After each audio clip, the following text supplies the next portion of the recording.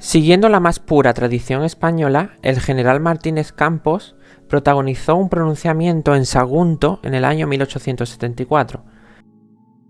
Mediante el pronunciamiento de Martínez Campos, se proclamaba rey de España Alfonso XII, hijo de Isabel II. Don Alfonso entró en Madrid triunfante, se erigieron arcos del triunfo imponentes a su llegada, y el pueblo parecía bastante ilusionado con la llegada del joven rey, que manifestaba una especie de promesa de la estabilidad y de la vuelta a la calma tras el sexenio revolucionario.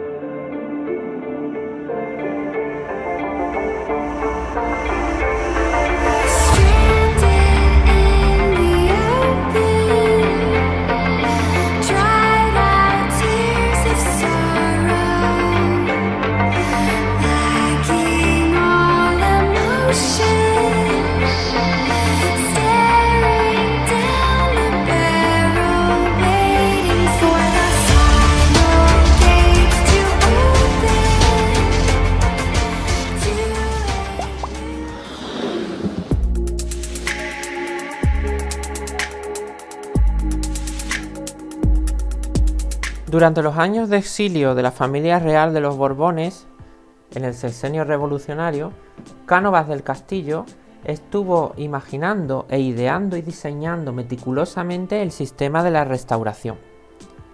El rey, Alfonso XII, se erigía como la pieza clave de este sistema, como símbolo de la estabilidad de España. Y se creó una nueva constitución debido al cambio de sistema, que es la Constitución de 1876. Esta Constitución daba un poder importante al rey, además del poder ejecutivo. Como se puede observar en este esquema, el rey convoca, suspende y disuelve las Cortes, además que tiene derecho a veto, es decir, puede rechazar alguna decisión de las Cortes. Las Cortes, que son bicamerales, se dividen en Congreso y Senado, siendo los miembros del Senado también elegidos por el mismo rey. La confesionalidad del Estado sigue vigente, es decir, España sigue siendo un Estado católico y, como digo, el poder del rey aumenta con esta Constitución de la Restauración en 1876. El rey, por lo tanto, se erigía como moderador o árbitro entre dos partidos políticos principales, el Partido Conservador y el Partido Liberal. El Partido Conservador, al que pertenecía Antonio Cánovas del Castillo, representaba la estabilidad, el conservadurismo y un poco el mantenimiento de las costumbres y las tradiciones españolas. Mientras tanto, el Partido Liberal, liderado por Sagasta, representaba la innovación, las reformas, aunque debemos entender que estos dos partidos eran oficiales, es decir, no vamos a encontrar ningún partido republicano en contra de la monarquía ni ningún partido democrático que quiera el sufragio universal. Ambos partidos están dentro del sistema y ninguno se sale de la normalidad esperada por el sistema de Cánovas del Castillo. Ambos partidos políticos se van a turnar durante unos 4 años aproximadamente mediante un sistema de elecciones fraudulentos. La manipulación electoral va a estar asentada sobre las bases del caciquismo.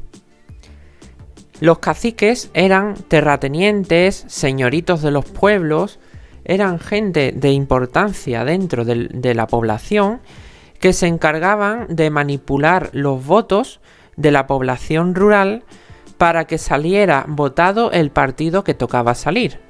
Es decir, que si estamos en un gobierno conservador y necesitamos que salga el Partido Liberal porque el conservador ya está desgastado, los caciques deben procurar que la población vote realmente al Partido Liberal.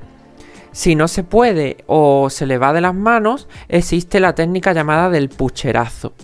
Es decir, se recurría a votos de personas que ya estaban muertas, o incluso no era raro ver grupos armados pagados por el cacique que irrumpían en la sala donde se votaban y rompían los pucheros o vasijas donde se depositaban los votos para tener que repetir de nuevo las elecciones. Es decir, este sistema pretende ser democrático, pero realmente estamos viendo que es un sistema corrupto y una falsa democracia que va a poner en evidencia a España en el Concierto de Europa. De todas formas, el sufragio seguía siendo muy restringido y solamente a partir de 1890 se va a restablecer el sufragio universal masculino. Al mismo tiempo, también durante la Restauración van a existir una gran conflictividad obrera con manifestaciones y huelgas de obreros. Para ello va a surgir el Partido Socialista Obrero Español, fundado por Pablo Iglesias, que va a luchar por los derechos de los trabajadores. Al principio el partido era ilegal y muy minoritario. Otro problema que va a surgir para el sistema de la Restauración va a ser los nacionalismos. Los nacionalismos reivindican las particularidades regionales de las regiones históricas españolas como Cataluña, por ejemplo. En Cataluña va a surgir el partido Esquerra Republicana de Catalunya, que reivindica la autonomía de esta zona, ya que la Constitución de 1876 no reconocía autonomía para Cataluña, País Vasco o Galicia, sino que era un estado centralizado. Al mismo tiempo, en el País Vasco surge también un movimiento nacionalista de manos de Sabino Arana. Sabino Arana va a ser el fundador del Partido Nacionalista Vasco, el PNV, que va a reivindicar también la autonomía y posteriormente la independencia del País Vasco. Sabino Arana también se encargó de reestructurar y recuperar el idioma euskera, dándole forma oficial, lo que llamamos el euskera batúa. Para finalizar, el nacionalismo gallego también fue importante, aunque no va a ser un nacionalismo tan político, sino más bien cultural. Aquí se va a empezar a reivindicar la lengua gallega y van a surgir literatos y poetas importantes que también van a escribir en gallego, como por ejemplo Rosalía de Castro.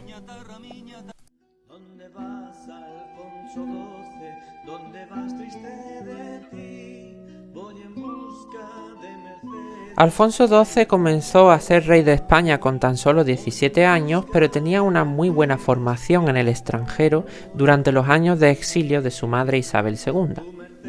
Él mismo se puso al frente de las tropas españolas para derrotar a los carlistas del norte. Tras la derrota, Alfonso volvió a Madrid muy triunfante y aclamado por la gente, pero aprovechó la ocasión para abolir o eliminar los fueros de las provincias vascas. Esto va a acrecentar la violencia y los deseos de autonomía de las provincias vascas. También durante su reinado se va a acabar con el conflicto en Cuba. Mediante la paz de Zanjón, España prometía muy pronto dar autonomía a la isla de Cuba. Sin embargo, esta promesa no se va a cumplir y poco a poco se va a reactivar la insurrección cubana, que culminará en el año 1898. Alfonso XII se casó con su prima María de las Mercedes, que era hija de la infanta Luisa Fernanda, hermana de Isabel II. Al parecer, este fue un matrimonio verdaderamente por amor, y Alfonso XII, contra los deseos de su madre Isabel II, que estaba en el exilio, pasaba a menudo por Sevilla a ver a su prima María de las Mercedes. El matrimonio fue bastante feliz, pero tuvieron la mala suerte de que a los pocos meses la joven reina murió del tifus sin haber dado un heredero. Alfonso XII quedó destrozado por este trágico desenlace, pero fue obligado muy pronto a casarse de nuevo con otra princesa, en este caso María Cristina de Habsburgo, una princesa austriaca, culta, pero demasiado delgada y al parecer también demasiado estricta para el joven monarca. Este matrimonio ya no fue por amor, sino que fue un matrimonio concertado, político, como la mayoría de la época, para que el monarca tuviera hijos. Sin embargo, el reinado de Alfonso XII se va a ver truncado repentinamente por su muerte a los 27 años por la tuberculosis.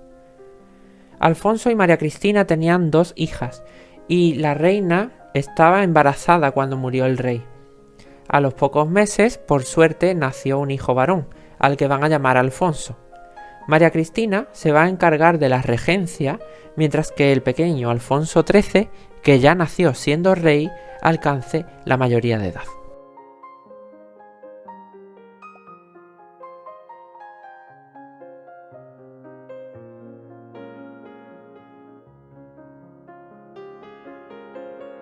Durante la minoría de edad de Alfonso XIII, María Cristina ejerció el poder según las bases de la Restauración y el turno entre los dos partidos. Sin embargo, una nueva insurrección o revolución va a estallar en Cuba en 1898. En Cuba se había abolido ya la esclavitud por parte del gobierno liberal español, pero esta abolición de la esclavitud había llegado muy tarde y ya la isla quería directamente la independencia. Estados Unidos estaba bastante interesado en la isla y el dominio español era un obstáculo para sus intereses cubanos.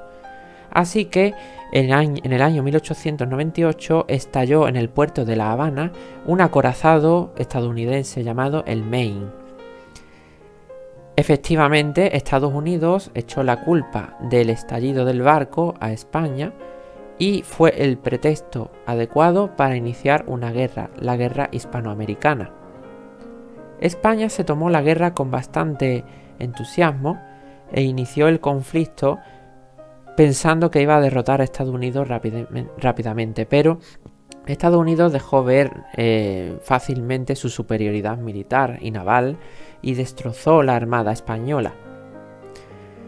En la Paz de París, en el año 1898, se firmó el acuerdo de paz entre Estados Unidos y España. España tuvo que ceder sus últimas colonias, Cuba, Puerto Rico y Filipinas, que fueron conquistadas y absorbidas por Estados Unidos. El ocaso del imperio colonial español y el desastre del 98 supuso una gran crisis económica para España, pero también una gran crisis psicológica. La crisis se vio acrecentada también por el asesinato de Cánovas del Castillo por un anarquista mientras estaba de veraneo en un balneario del País Vasco. El sistema del turno de los dos partidos se tambaleó, aunque continuó, pero surgió en España un gran sentimiento de regeneracionismo, un interés por recuperar la gloria de España y por salir de la gran crisis moral y psicológica en la que estaba inmersa. España era consciente poco a poco de su gran atraso cultural y político y su inmadurez, y esto va a dar lugar a un movimiento literario llamado la Generación del 98, con conocidos autores de la talla de Unamuno, Azorín, Baroja o Valle Inclán. En el 1902, con 16 años, Alfonso XIII es proclamado mayor de edad, y por este momento termina la regencia de María Cristina y comenzará el reinado personal de Alfonso XIII.